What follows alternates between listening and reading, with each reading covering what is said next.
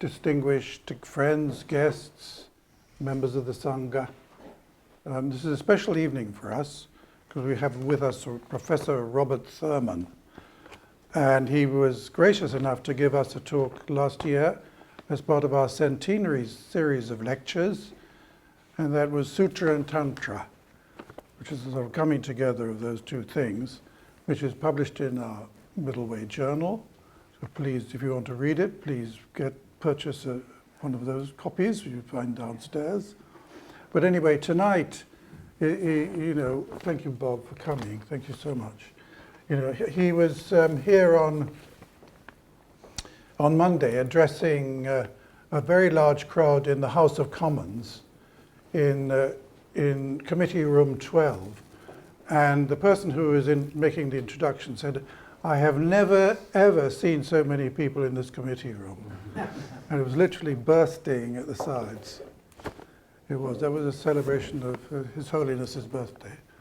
But anyway, today, I should say something for the record, because it's being filmed, something about Bob, but most of you already know everything about, or enough anyway.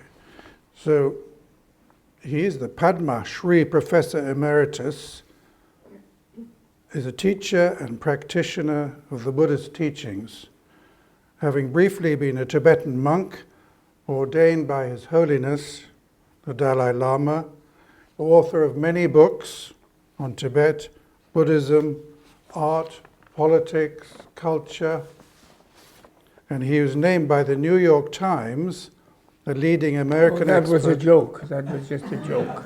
Was it a joke? I think so. No joke. I'm not influential, no way. He was named by the New York Times a leading American expert on Tibetan Buddhism. He was awarded the Padma Shri Award in 2020 by the President of India for his life work toward restoring India's ancient heritage. And in 1997, Time magazine chose him as one of the 25 most influential Americans. Yeah, that's the one I meant as a joke. Well, time will tell, Bob. Time will tell. But I do think that Buddhism will make a profound difference over the coming centuries. Let's hope so. Yeah. Let us hope so. Well, and you will be part of that. Have been part of that. And they also described you as a larger-than-life scholar, activist, destined to convey the Dharma, the precious teachings of Shakyamuni Buddha from Asia to America.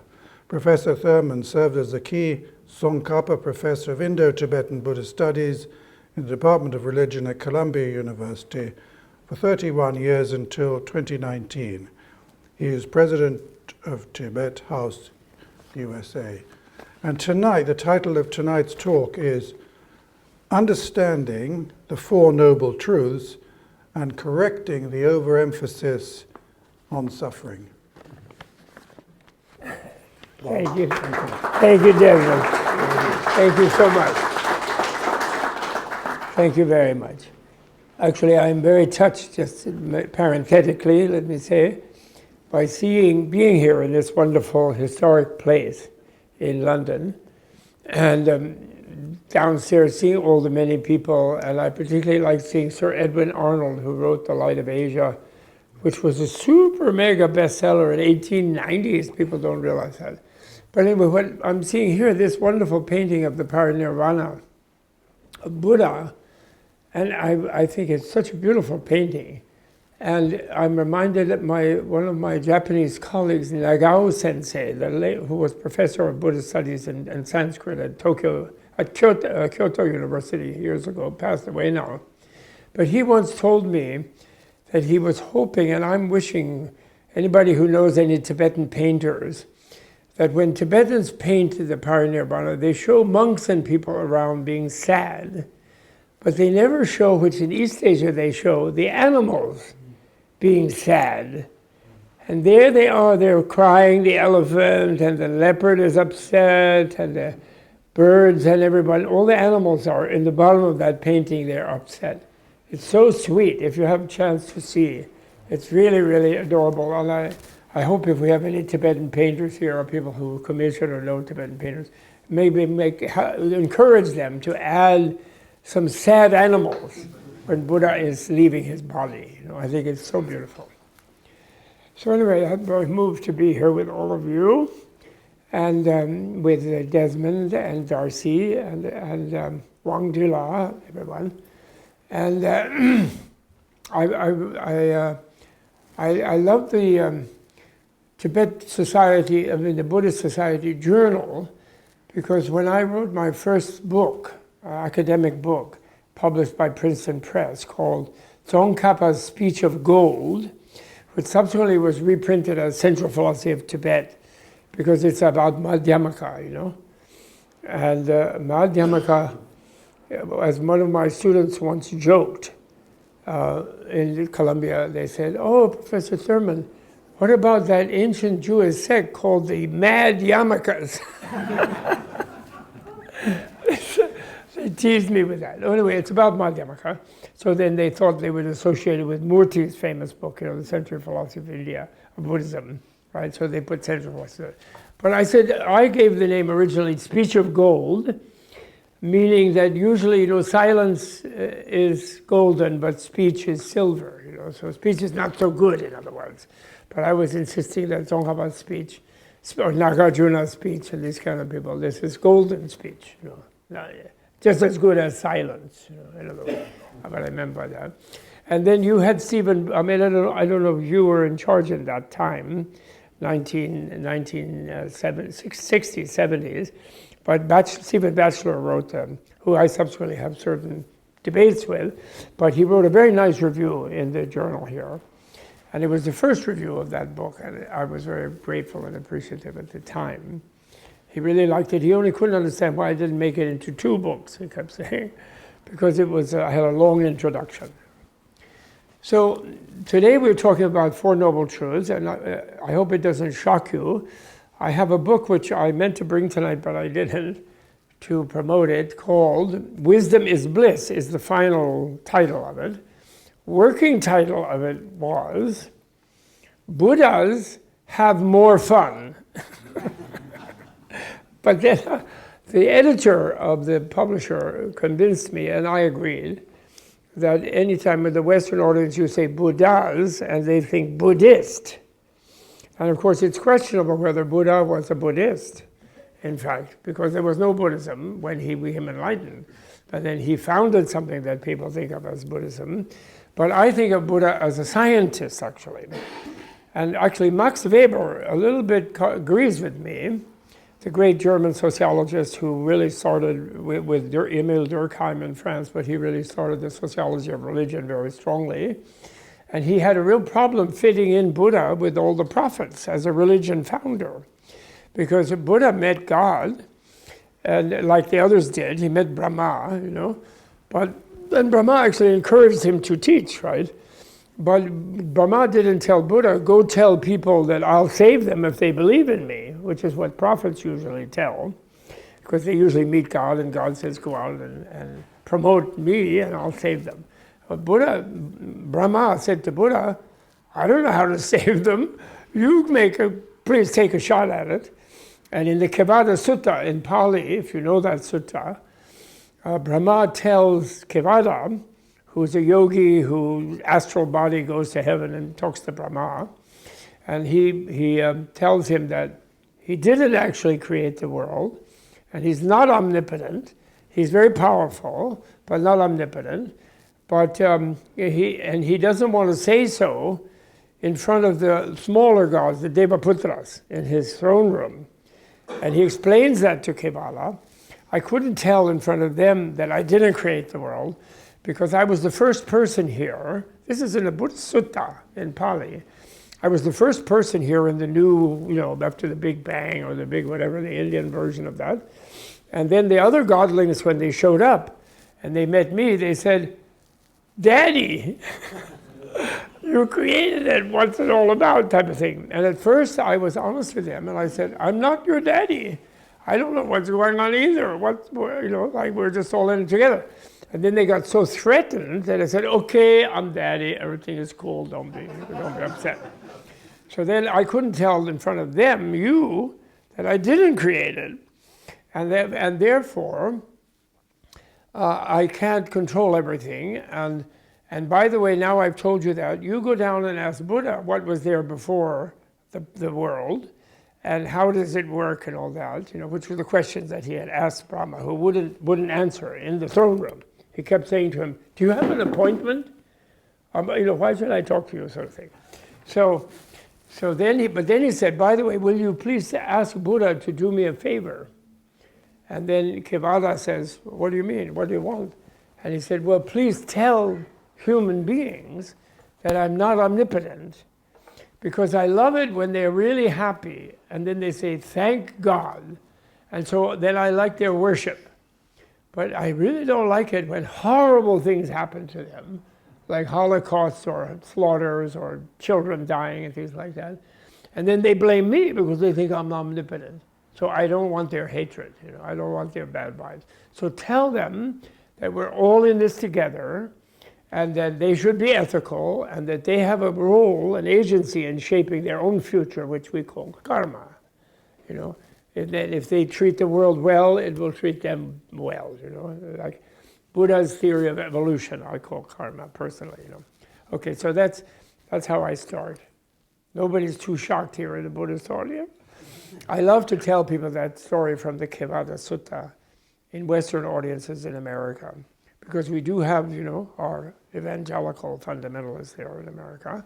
And if I tell that story about how God himself, saying he's not omnipotent, there's a pause, and I call it the pause for the lightning bolt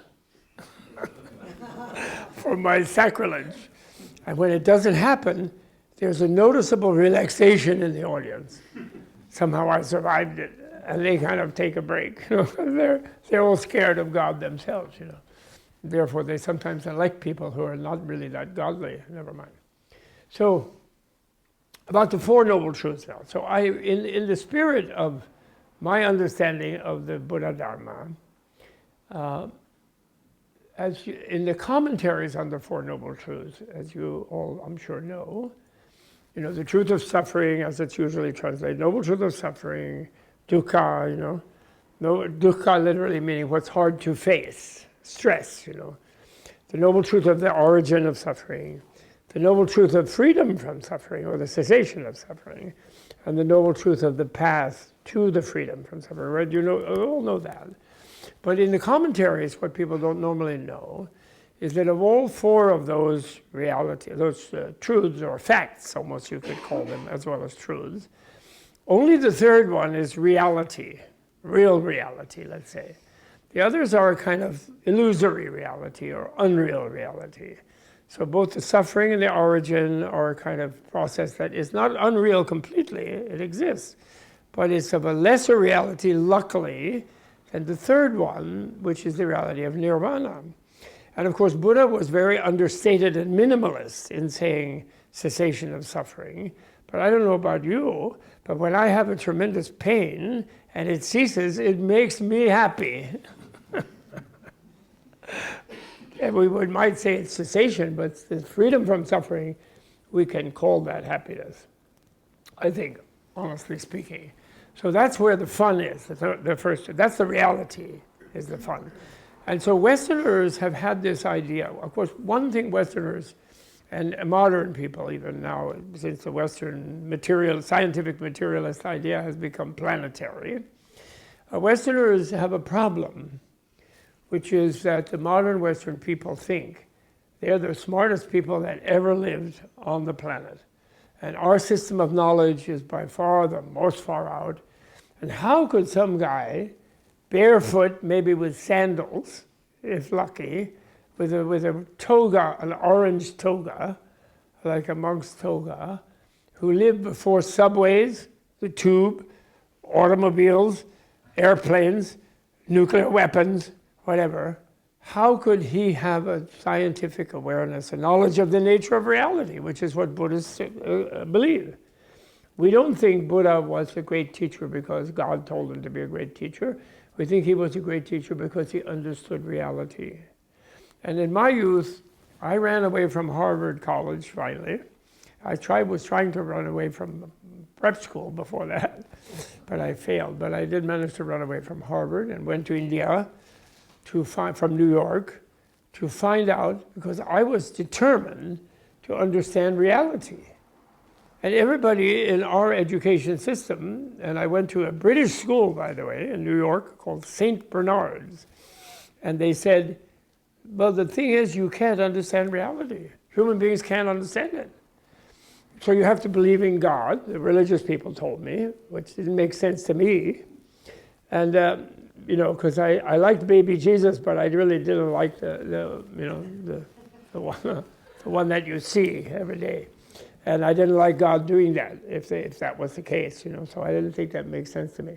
But on the other hand, then the scientists tell you, you can analyze the molecule, you can analyze this bacteria, you can do this and you can do that, but nobody can understand everything, of course not. The more you learn, the less you know.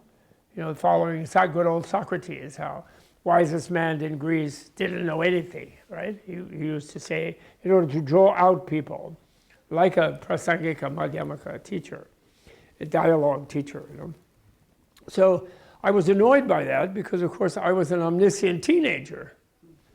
And I wanted to know. And then I met Buddhism a little bit. First Hermann Hesse, Siddhartha, and then Kanza.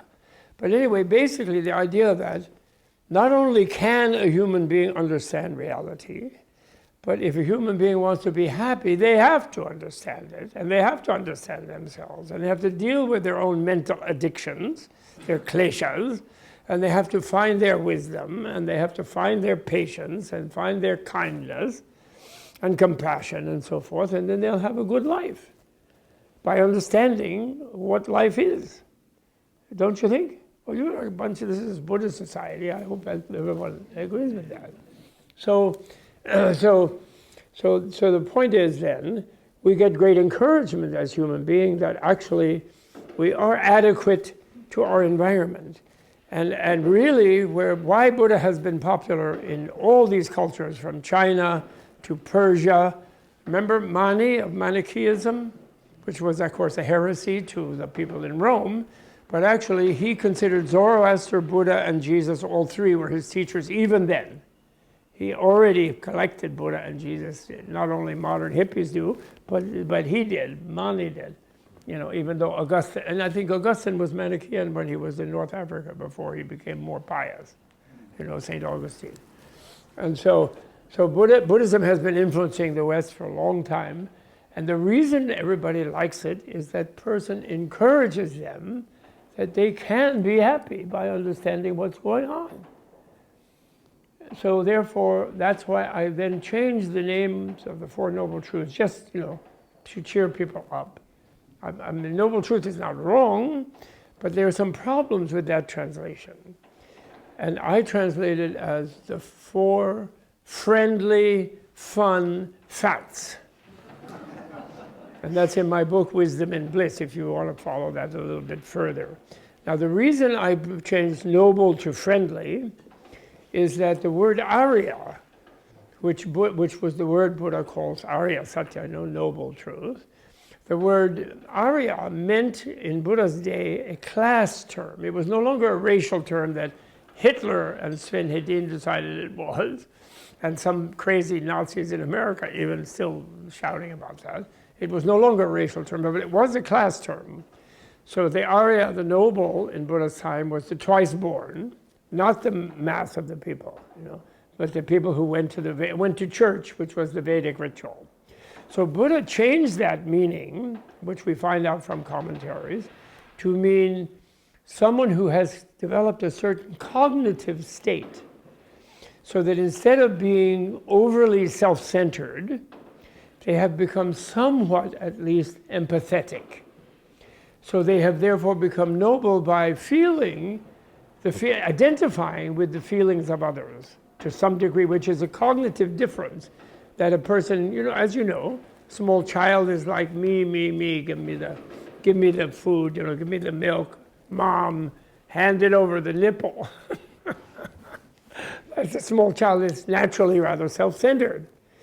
Whereas a grown-up person, we know in all education and all religions teach grown-up people to be a little bit altruistic, to some degree, but they don't necessarily give them a technique of how to do so. Whereas Buddhist meditation, in fact, enables you to do so. That it has many different ways and angles with different kinds of people to learn to identify with other people, because we have that ability as human beings. Our imagination makes it such that we can imagine being in the other person's shoes. I think, isn't that an ancient English Buddhist precept? Put yourself in the other fellow's shoes, right? Of course, between males, unfortunately, too much fellow, you know. There's a question of, the woman is more naturally empathetic, I think, so she's more naturally noble, actually, therefore. I don't know which guy is going to allow another alien being to come and take up residence without paying rent in their belly for almost a year, and then take care of it until they're even 50. I think it takes some of them to grow up. It takes them not just 20 years, maybe 50 years. I don't think too many men are ready for that kind of labor, actually, personally. I mean, I've been a little bit trained by my wife, but don't let me fool you, I'm still a male, you know. Male chauvinist a little bit. She says she doesn't accept me as a complete disciple, in any case, not yet. I'm still a novice.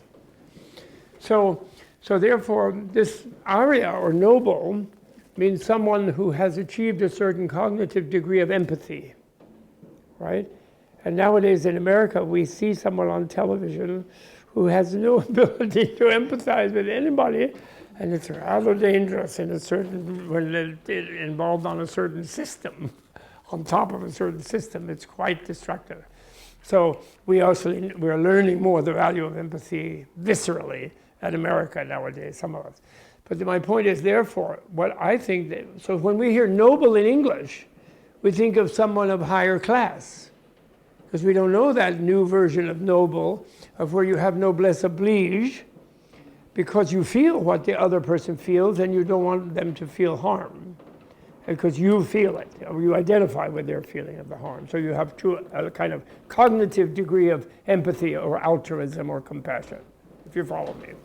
So who is it who has compassion for you? I hope it's your friend, a friendly person.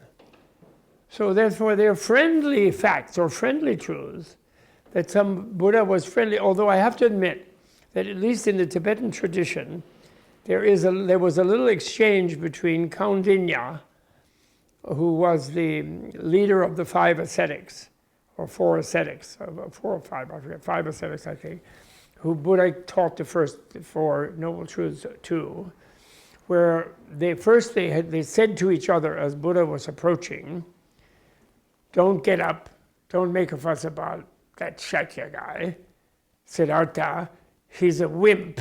He started eating food and he's washed himself and he's like not funky like us anymore, he dropped out, and don't pay any special thing to him.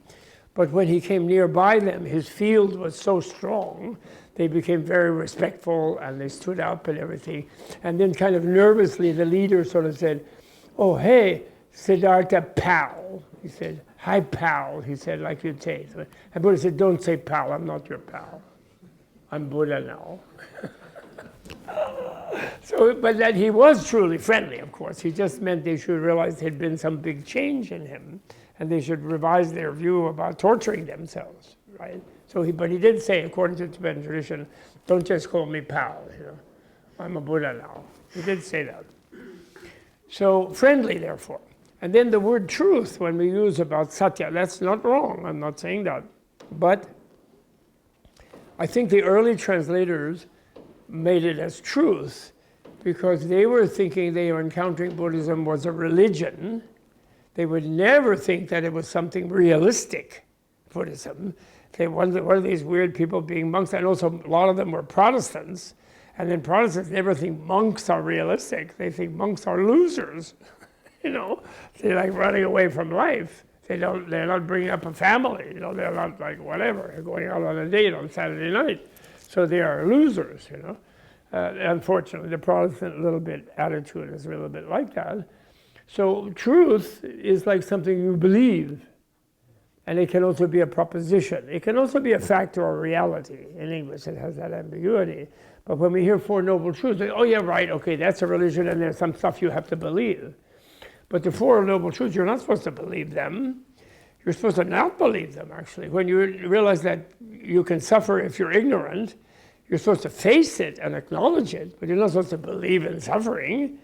You're supposed to then look into the diagnosis, which is that your self-centeredness and your ignorance about your status of yourself makes you, as you know, right here and now, we can rehearse it.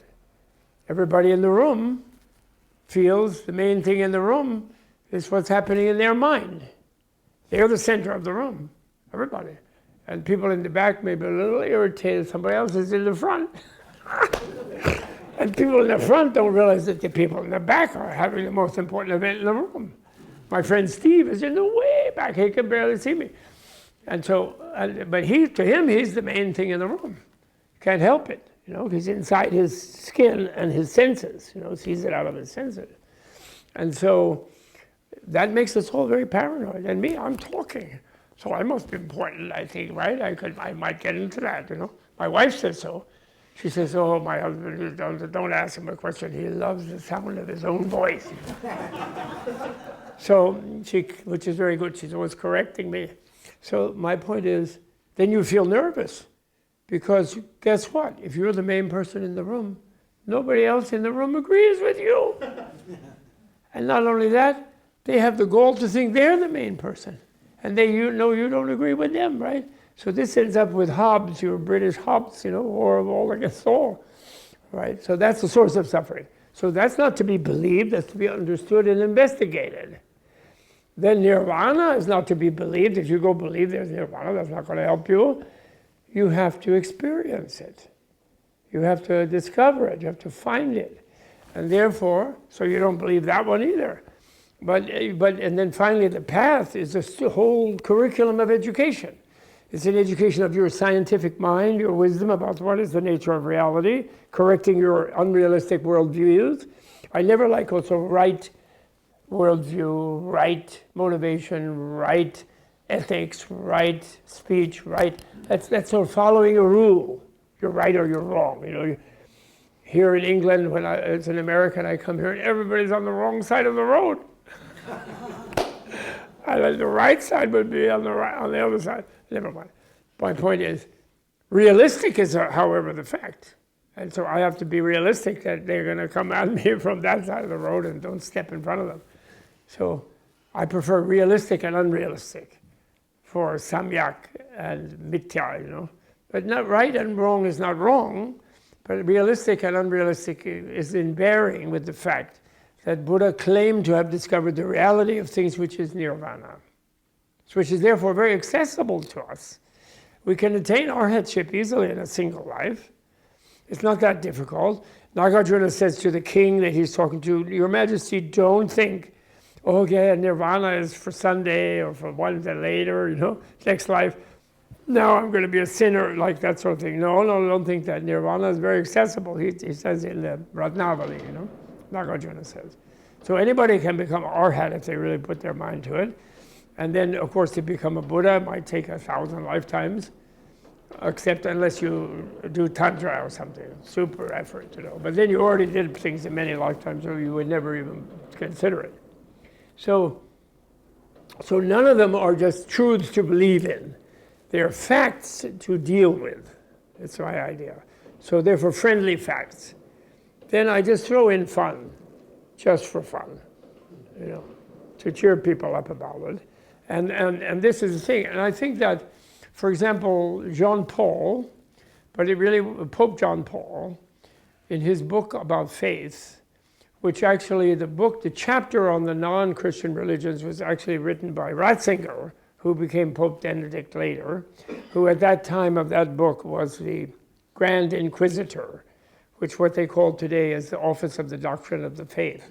But actually they deal with the non-Christian religions, So in that chapter of the non-Christian religion, when he gets to Buddhism, poor John Paul, he's like wringing his hands and he's pulling his hair. It's like, how can people live and be so miserable? We're so cheery here in the Vatican. We're so happy. And they're just accepting misery all their lives because Buddha told them they had to be miserable.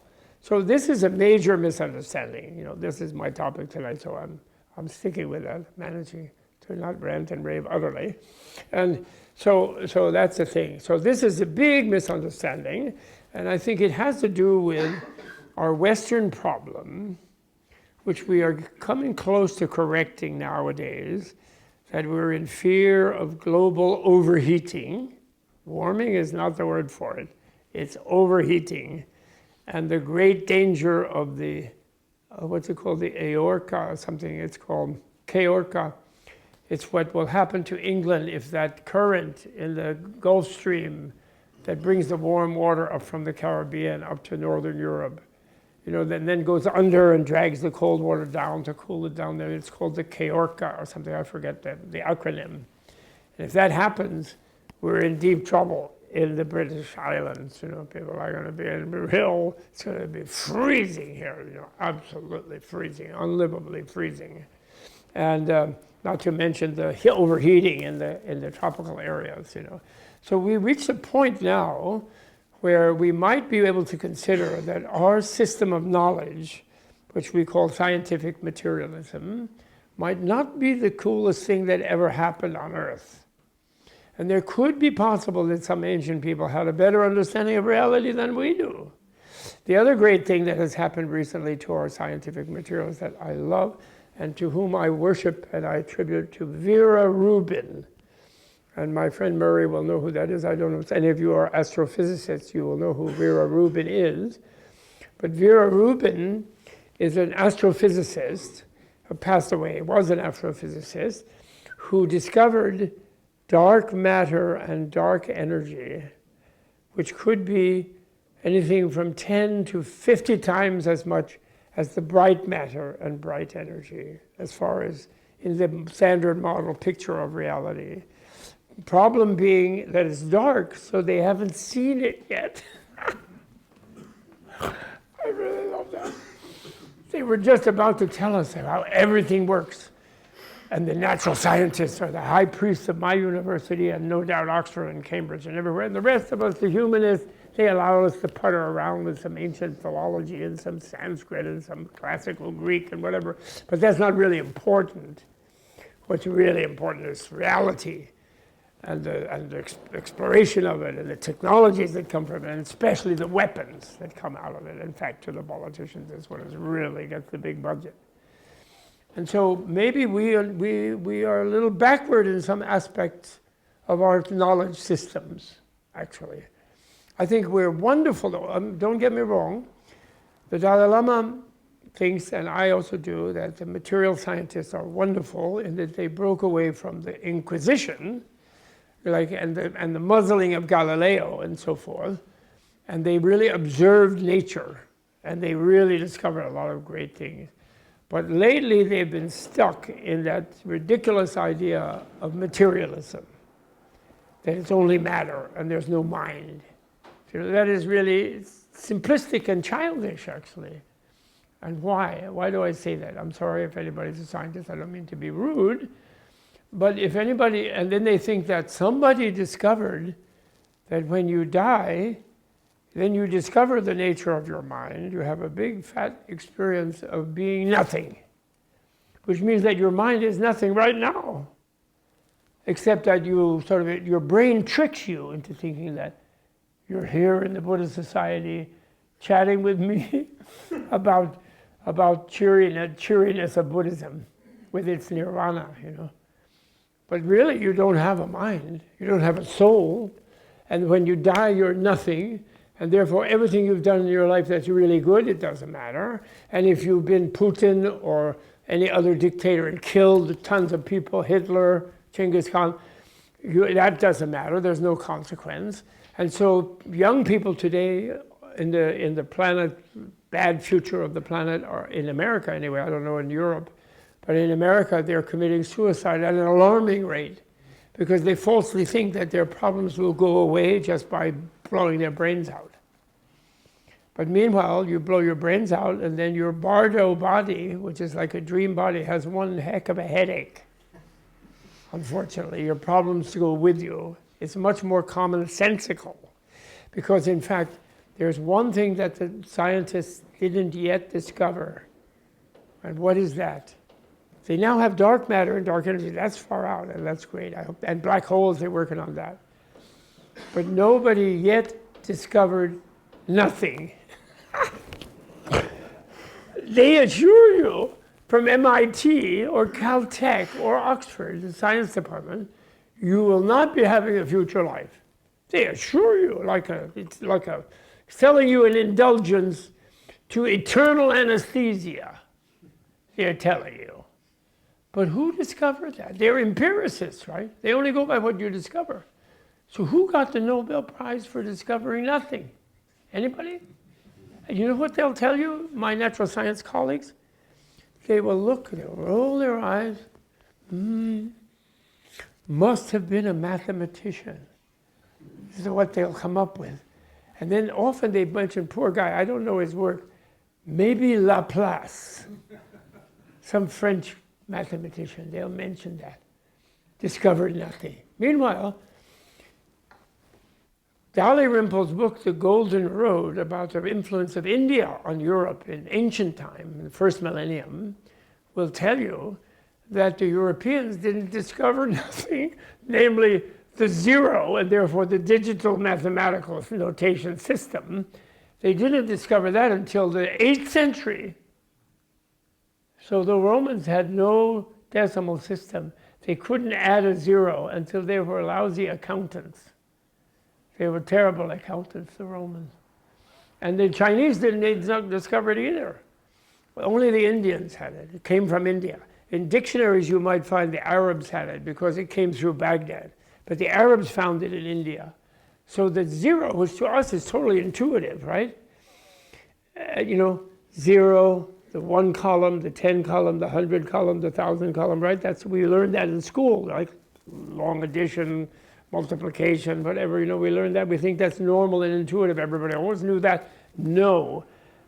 The Picts, the Druids here in England, the Saxons, the Angles, the Vikings, they didn't have zero.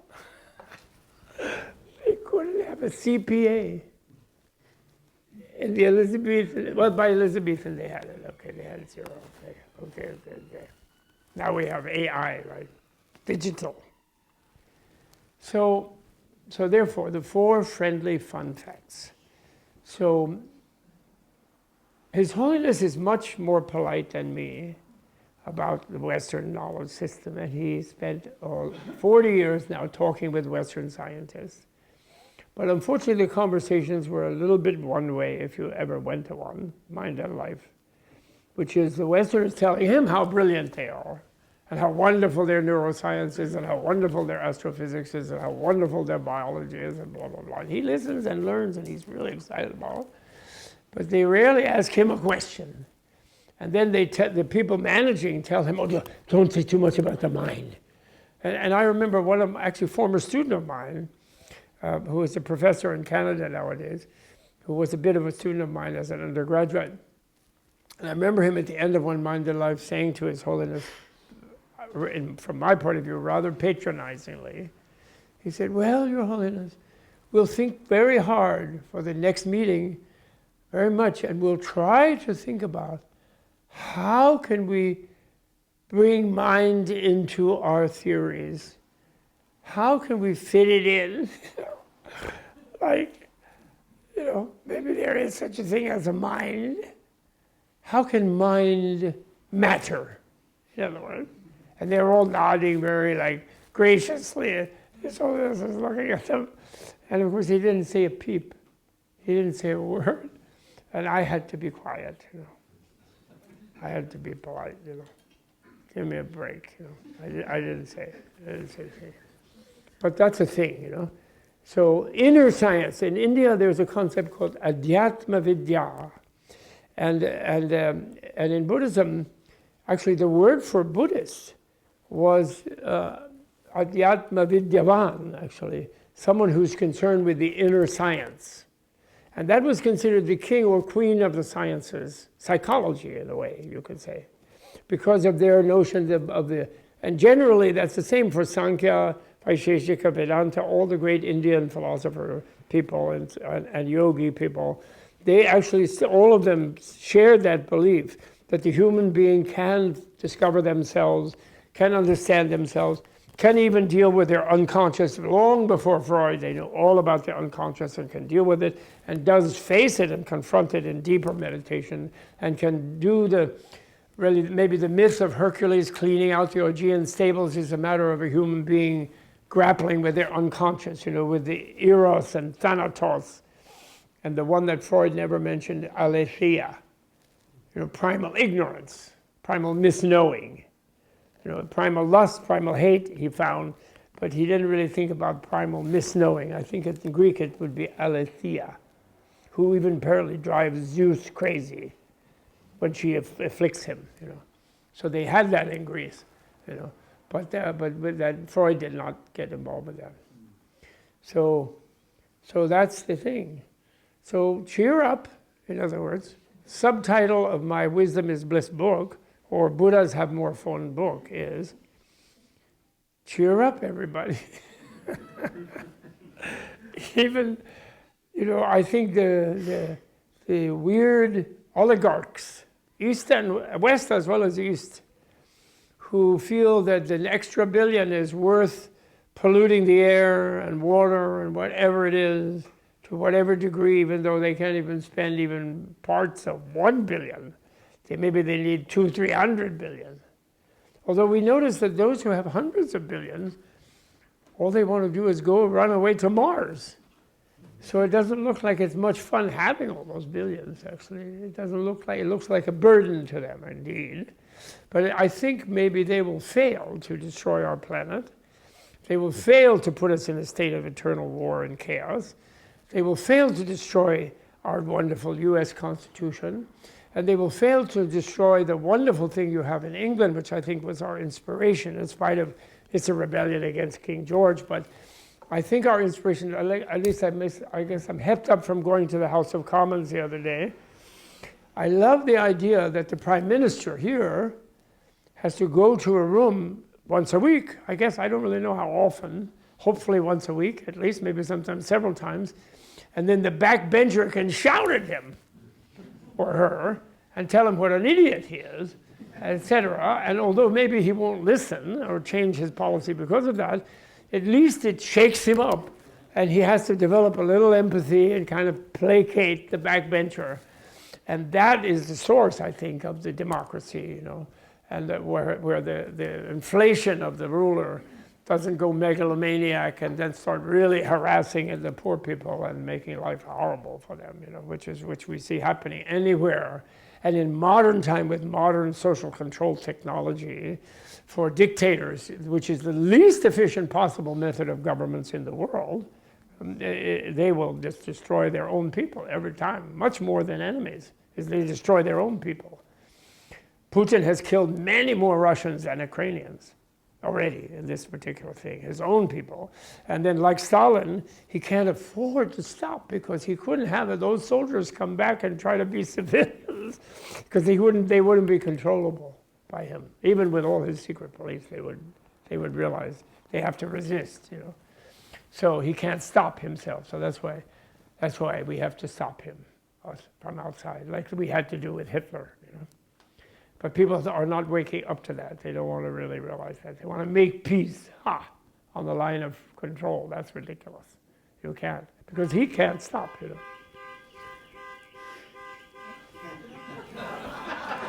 Is that a Russian oligarch blowing his horn?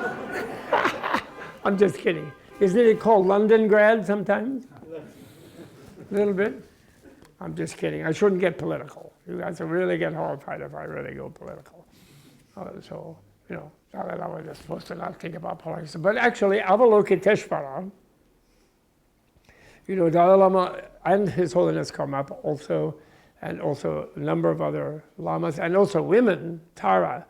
So this Eastern people, not only are they cheered up, but they don't have just one savior. They have like an army of saviors, although it makes you wonder sometimes. I remember a dream I once had with my Mongolian original root teacher, geshe danjile tsene mate geshe wangje. And I had this dream. I was in Almora during the Bangladesh War. And I was so upset about all the press about the horrible atrocities being inflicted on the Bengalis by the Punjabis, by the people from West Pakistan, right? In those days it was West Pakistan, right? East Pakistan. So I had this dream, and my guru was there in Almora in a garden with the backdrop of Himalayas, if you know Almora, if you know the Kumaon area, some of you may know that. And in the dream, he's sitting there, my guru, and I'm saying, what is this nonsense about the Nirmanakaya?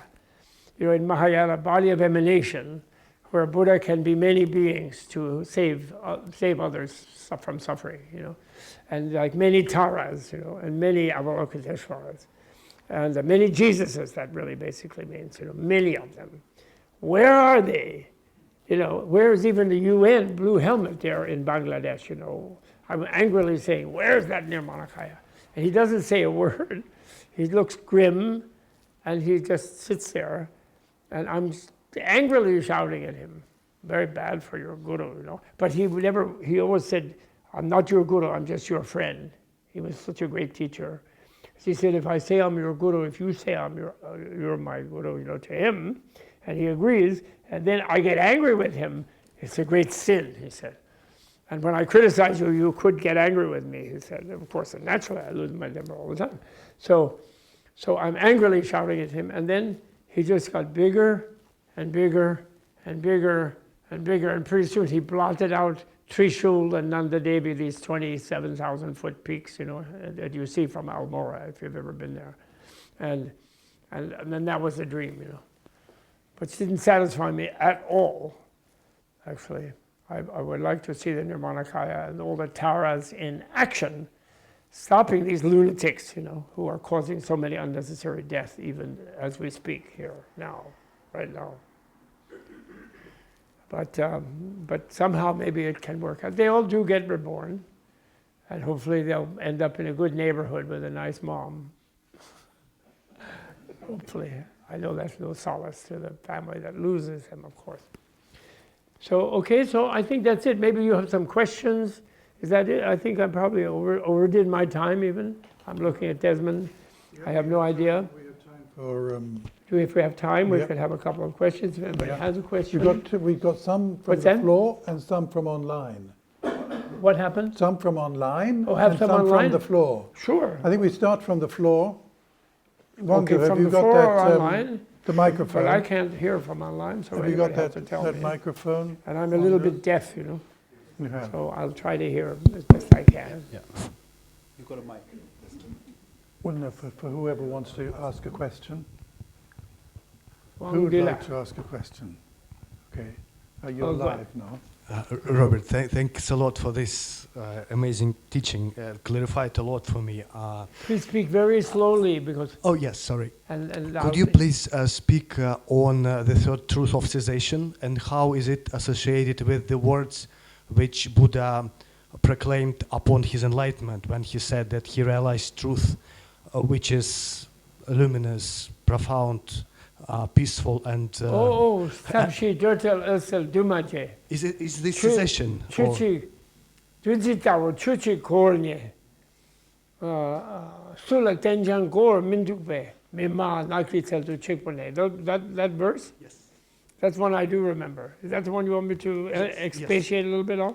Does this relate to the third truth of cessation or it's something separate? Well, that's what in the Tibetan tradition, which I believe comes from the Lalita Vistara, which is a Mahayana sutra, which could be considered an autobiography of Shakyamuni Buddha, to some extent.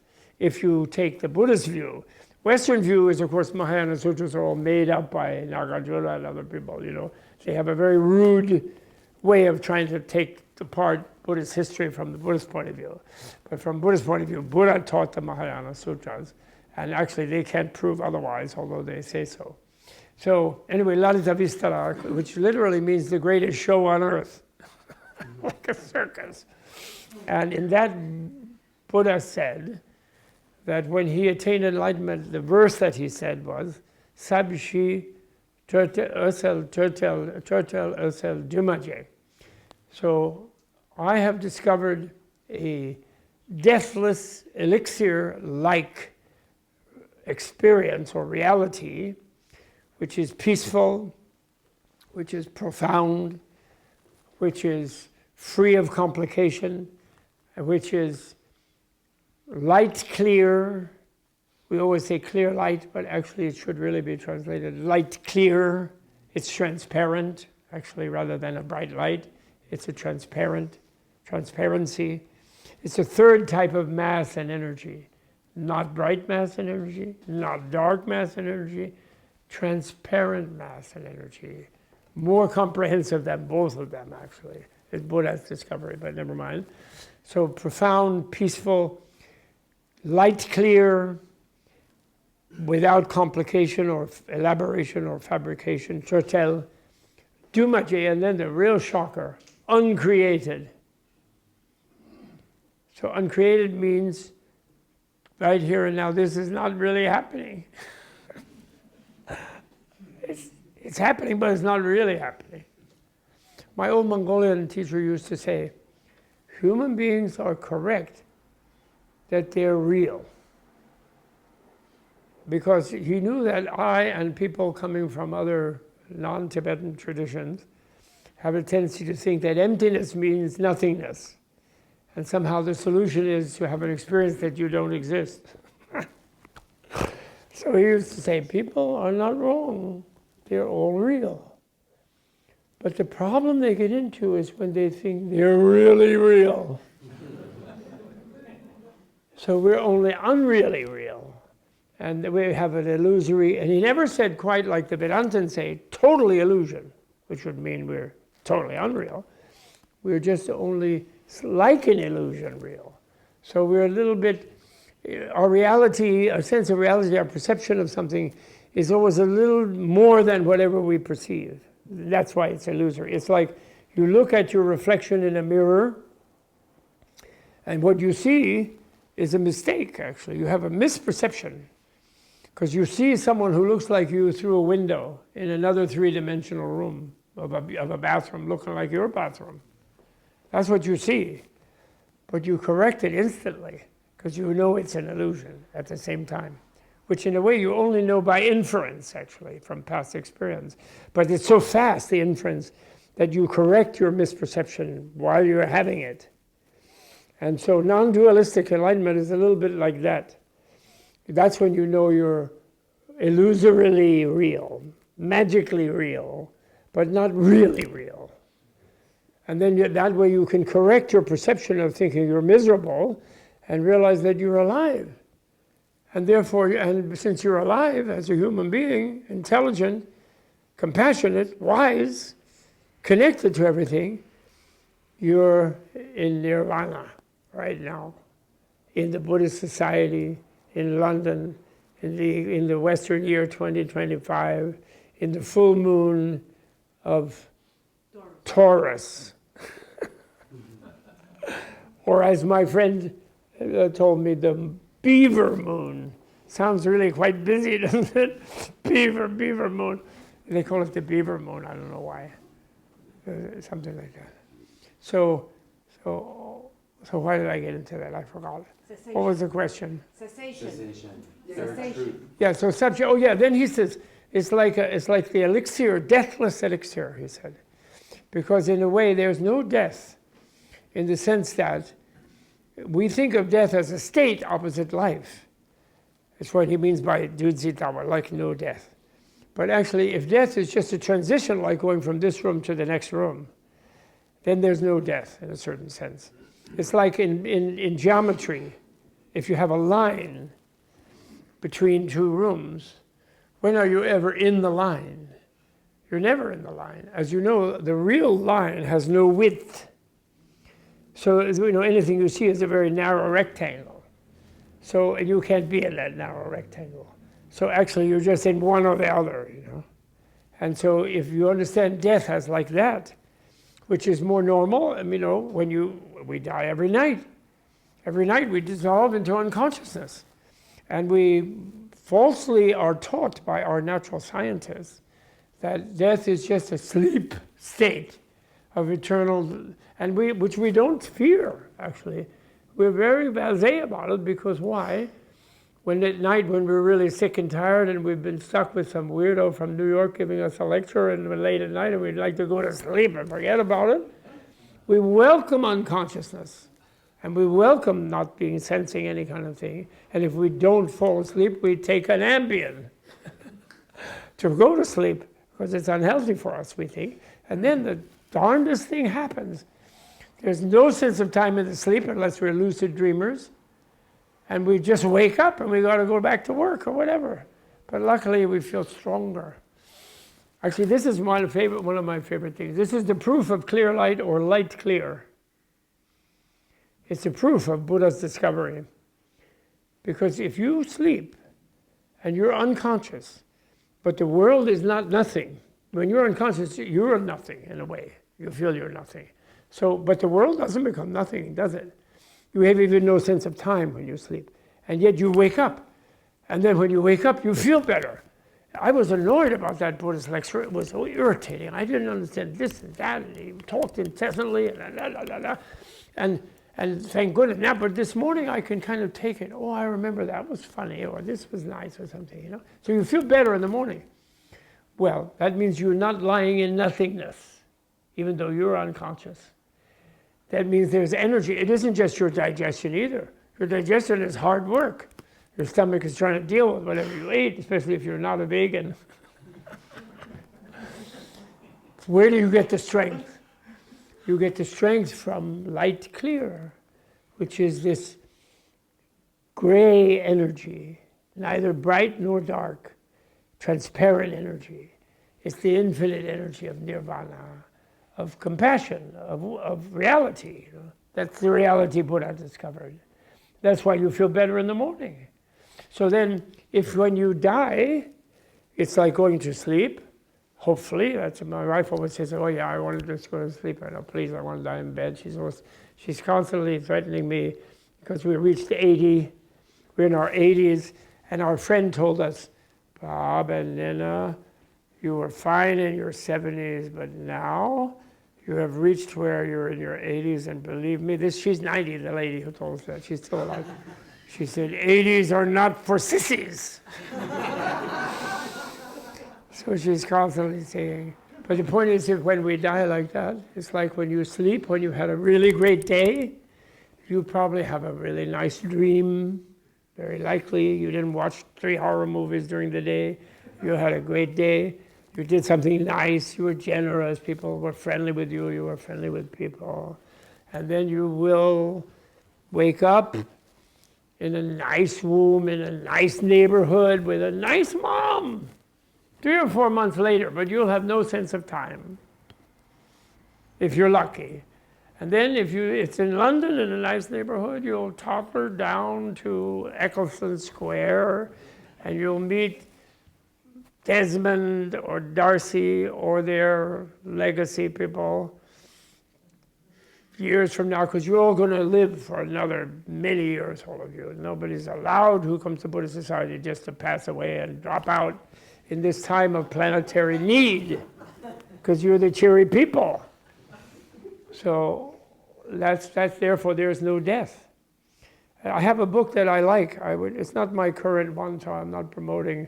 It's an older one. It's called Infinite Life. And the reason I'm saying I like it is usually when I read what I write, I'm editing it, you know. And I thought, oh, I could have done that, but I don't like it. But actually, I like that one because finally, after years, the publisher asked me to read an audible of Infinite Life. And once I was reading, I was like, of course, I didn't remember at all writing. I said, who wrote this? It's not bad. It's all right. I liked it. And anyway, my editor hated the title, Infinite Life. You can't have a title like that. She tried many arguments. And the final one, she said to me, Bob, don't tell me you're going to go around promising people infinite life, are you? And I said, no, I'm not going to do that. I said, I'm going to go around threatening them with infinite life, I said. And then she was quiet. But then she took away my subtitle that I wanted. That was her revenge. The subtitle I wanted was, breaking free of the terminal lifestyle. And she said, you can't have that title, Bob. That sounds like a disease. I said, well, it is. Why? Because if you think you only have one life to live and nothing that you do ever has any consequence and you can get away with whatever, you're going to like be stressed out to grab as much as you can, and much pleasure, and like whatever, and you'll trample on people, they won't like you, you'll have a hard time. And it will be like living a diseased, egocentric way of living. And you won't realize that you should solve your problems now in this life when you have your intelligence and you're a human being, because your problems will go with you, which is what Zen people realize, what nice Buddhist monks realize. And they want to do it in this life now. They want to solve that problem, you know.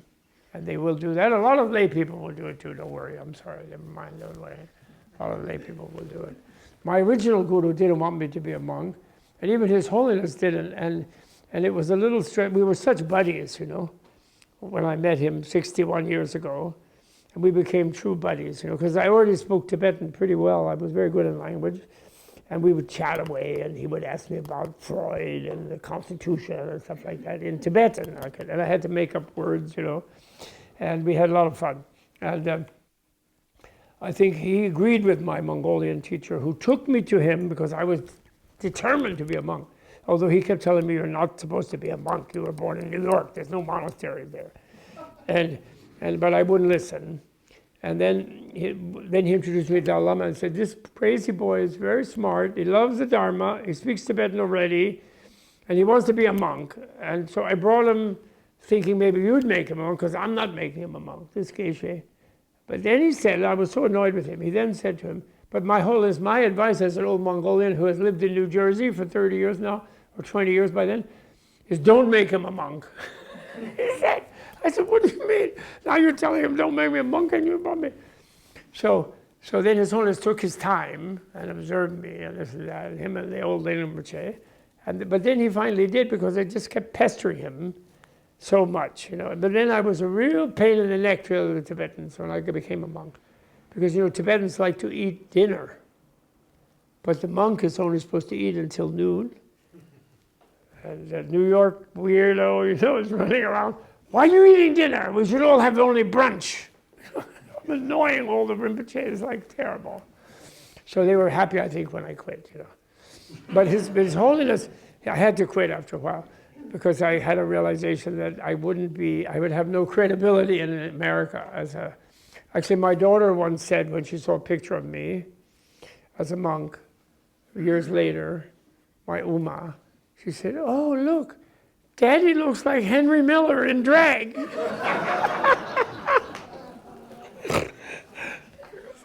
Make a big funny head, you know, all shaved, you know, like this. So anyway, so please be happy and enjoy the 4 friendly fun facts, and enjoy your eternal life. Death after death, life after life. Because death is not a state you can stay in. There's no, in that sense, no death. But there is body changing, you know. That there is, right? There's body changing. Maybe we can take one from online. What's that? One question from online, maybe from the Zoom. What's the Have we got an online? What's the question, Wang Dila? We got a question. Yeah, I'll read it out. I'm sorry for the long answer. I apologize. That was a big question. Can you hear me? How does the Buddhist tradition approach traditional Buddhist cosmology in light of modern science? Since modern science came up I wanted to ask this. That's the question. So, traditional cosmology. Traditional cosmology? In the light of modern science. Yes. Well, in the light of modern science, you know, there's a wonderful thing in Buddhist science, which is that all theories about relative reality are only relative. There's no absolute theory about relative reality, including emptiness, including any kind of biology, Darwin, whatever. They're all contextually valid and useful and more and less useful. So truth is always relative. The useful that is always relative. The only absolute truth is negation. Because a negation, like emptiness, selflessness, is the opening of the mind, actually. When you realize that there's no elephant in this room, you're open to looking what else is in the room, actually. Your mind doesn't close around the no elephant. So that's a kind of absolute rational thing that can be proven, actually. Emptiness can be proven, according to Nagarjuna, the great Buddhist, and Shakyamuni, and the Prajnaparamita Sutra, and whatever. It can be selfless. Anatta, in Pali, even can be proven. But descriptions of relative processes are only relative descriptions and can have validity in particular contexts by being useful in a kind of pragmatism kind of theory. So in that sense, in Buddha's day, there was a certain view of the nature of cosmology.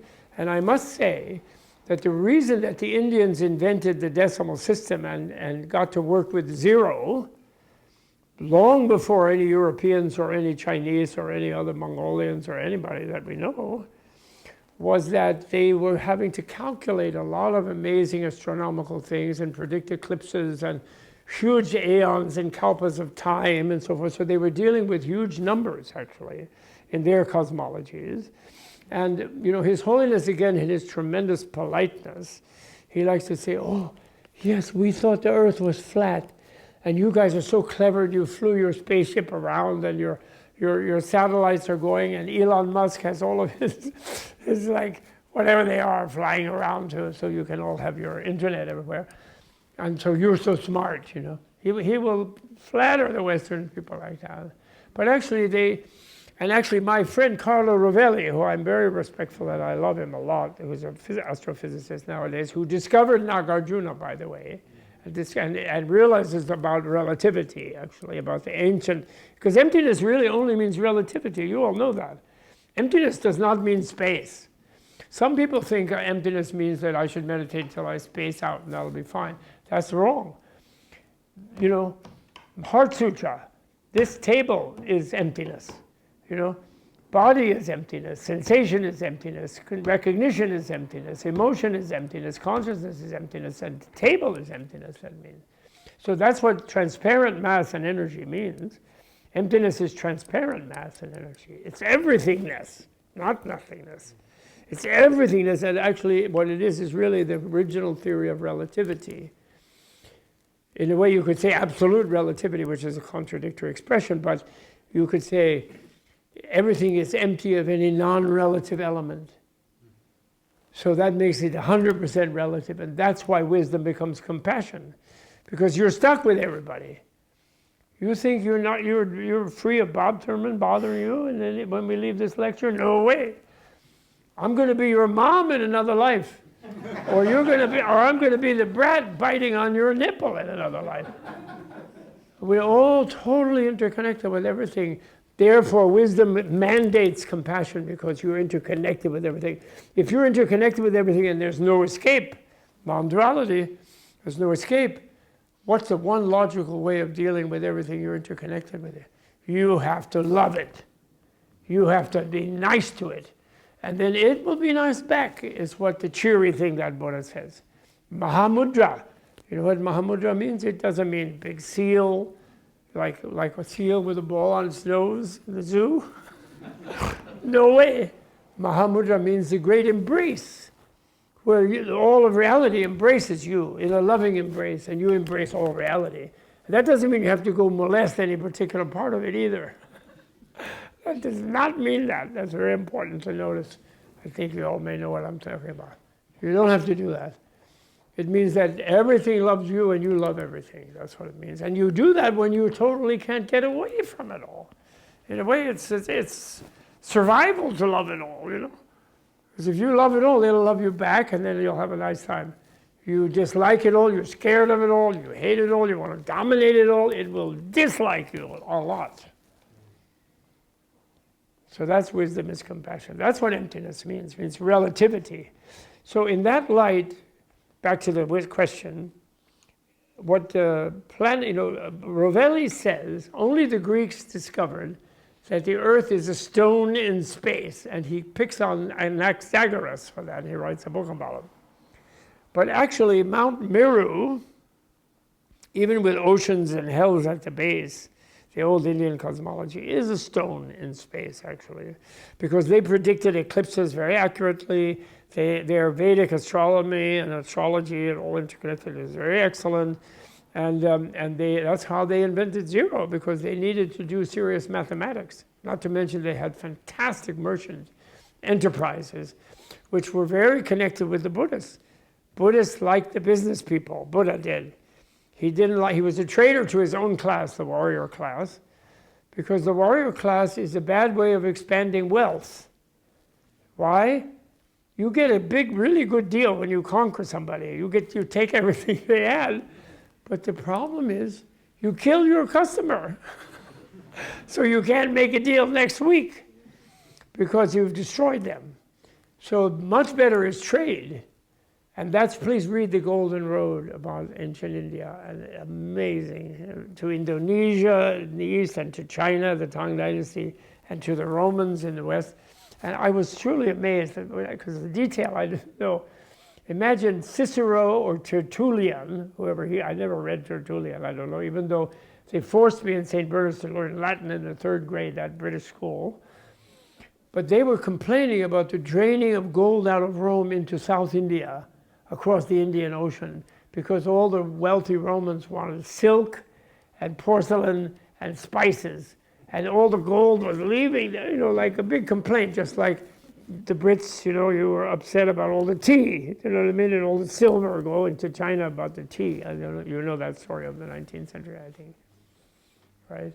So they were doing that about Rome and India. He puts that in the book. He shows the sources, everything. It's an amazing book. It really is. So anyway, so that's the thing. So they're happy, like Dalai Lama praises them. They flew to the moon. They fly around. He's not disbelieving in that. It's a nice Mount Meru. But in a way, the mountain and the flatness was not really a flat earth, because from the mountain, little things stick off, which are continents, which seem flat to the people on them. But the overall thing is a big giant mountain in space. And then the stars and the sun go around it. And actually, Dalai Rinpoche mentioned some Indian astronomer in a very early century who has a kind of geocentric thing about sun and moon, not just flat. So it's a little more complicated than being polite to the modern thing. We're so great because we discovered that they're, because of Copernicus. Yeah, we discovered Copernicus, but we still think we're the center of it all. We're sending out SETI because maybe somebody else had Mozart and Beatles. And so we send out like recordings of Mozart and the Beatles, thinking maybe someone will send it back. Carl Sagan is waiting. Where are they? Maybe we're the only ones in the vast galaxy where there are hundreds of billions of Earth-like planets. Give me a break. Give me a break. In the Flower Ornament Sutra, of which there are 2 copies of the 1-volume version downstairs in the library, if you read the Buddha Avatamsaka Sutra, when Buddha attains enlightenment under the Bodhi tree, bodhisattvas come from many other planets and many other universes to congratulate him. And I don't know what the sound system is and what they don't have online. I don't know how. And Buddha hardly speaks, and they all just praise him more or less. And he does speak a little bit to introduce Samantabhadra, bodhisattva, But it seems to be normal. People are not freaking out about it. The fact that we might not be the only one. There might be other ones. That's not discouraging, that's encouraging. It's like when you discover there's a lot of other altruistic people in the world, you reject someone who says to look out for number 1 because that's what everybody else is doing, which is actually not true, actually. And particularly the males. The males might decide finally to listen to the women who are ahead of them on the path to the Arya, to the empathetic nobility of friendliness, more naturally than the male. The male thinks, even in Buddhism, you have to become a male. Like they told Tara, oh, you can be a man next life and then be Buddha. She said, forget that, I'm going to be Buddha as a woman. It's so boring, all the male Buddha. She said. right? And so we need that, All these wars, they're men doing these asinine wars on top of these militaristic systems of dictatorships, sending so many people to their death in their country. That's impossible now. That's why Dalai Lama said, His Holiness beautifully said, next life, Dalai Lama might be a woman.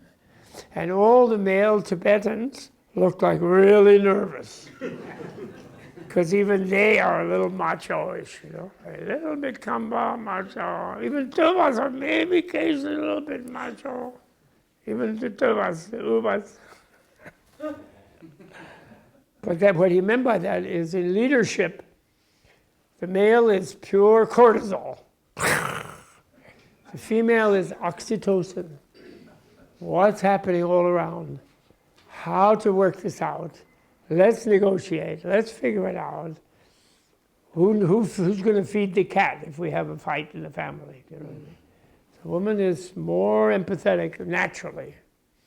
And so we need to listen. Don't you think? Yes. But my wife, don't believe me. My wife, my Nina, she said, oh, don't listen to him. He talks a big game. Then he likes to hear himself talk, so never mind. She doesn't fully accept me, which is good for me, actually. It's very good. Have somebody a little bit critical. Like the Zen guy who whacks you on the, or who whacks you on the back when you fall asleep. That's good. But we Tibetans need a little more Zen-like. It's good for us, The Tibetan monks, all they do is study Prajnaparamita forever, Parchin, endlessly. They should jump to Madhyamaka a little bit and then do some retreats, do some yogas, when they're still young enough. By the time you memorize the whole Abhisamaya Alankara, what will have happened? Never mind. Thank you so much, everyone. Very much, very great. Seriously, Desmond, I feel, Desmond and Darcy, I feel very, very honored to be published in the Tibet Society Journal and to speak to you all here in this hallowed room, I feel, which is the big cheer-up room in London, as far as I'm concerned. And even the elephant is unhappy that Buddha's body is leaving. And they're wrong. By the way, parinirvana doesn't mean final nirvana. Buddha didn't leave. It just means total nirvana. So that means Buddha is everywhere in the atmosphere, in every atom, everywhere around us, without bothering with the body. He doesn't leave. It's not like the Lone Ranger, like, who's that masked man? Where did he go? He's here, and he's here in the Buddhist Society. And thank you so much for inviting me. Yeah, thank you. I'm very touched. Thank you for coming. Thank you.